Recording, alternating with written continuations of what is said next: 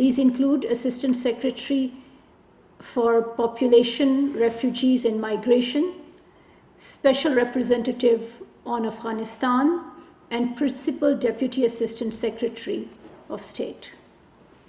These visits are part of ongoing dialogue with the United States on a range of issues, including but not limited to the situation in Afghanistan. Pakistan remains committed to sustained engagement and dialogue with the United States. Pakistan welcomes the UN Secretary General's decision to invoke Article 99 of the UN Charter to bring to the attention of the UN Security Council the dire security situation and the humanitarian catastrophe in Gaza. This decision of the Secretary General demonstrates his conscionable assessment of the catastrophic situation in Gaza. Pakistan strongly and unequivocally condemns the continued use of force by Israel and its indiscriminate acts on civilians and civilian facilities and infrastructure in a flagrant violation of international humanitarian law. The suffering and collective punishment endured by the besieged people of Gaza is unprecedented and unacceptable. As the Secretary General has underscored in his letter to the President of the UN Security Council, civilians throughout Gaza face grave danger, and nowhere is safe in Gaza. There is a severe risk of collapse of the humanitarian lifeline essential for survival. The situation is fast deteriorating with potentially irreversible implications for Palestine and for peace and security in the region. Such an outcome must be avoided at all costs. We join the Secretary General in his call to the international community to end the ongoing situation and avert a humanitarian catastrophe. The UN Security Council must perform its primary responsibility under the UN Charter, impose an immediate and unconditional ceasefire, and protect the people of Gaza from an impending genocide. We call on Israel's backers to urge Israel to end its barbaric attacks and inhumane siege against Gaza. We also call for an international conference for long-term peace and the Palestinian question.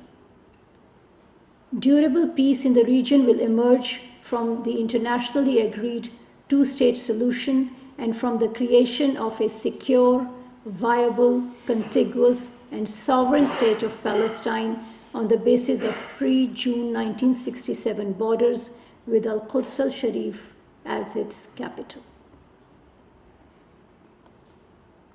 The decision by the Indian Parliament yesterday to pass a legislation pertaining to the future of IIOJK is yet another farce to perpetuate India's occupation and to deny the people of Jammu and Kashmir their right to self-determination.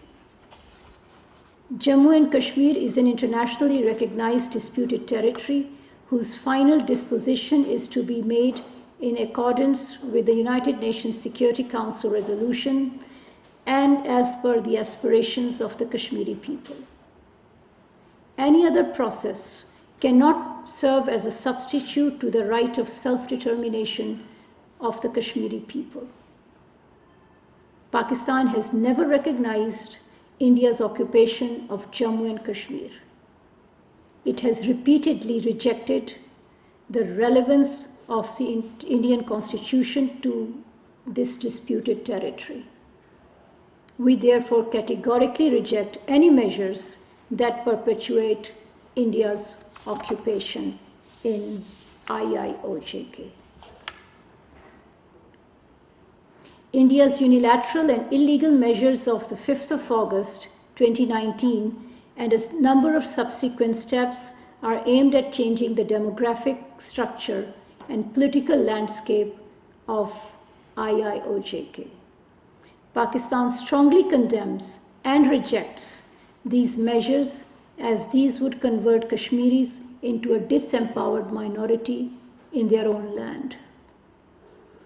These measures are also a blatant violation of international humanitarian law and the relevant UN Security Council resolutions.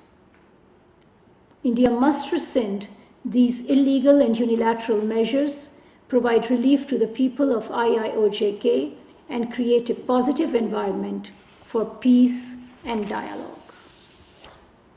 Pakistan will continue to extend political, diplomatic, and moral support to our Kashmiri brothers and sisters for the just and peaceful settlement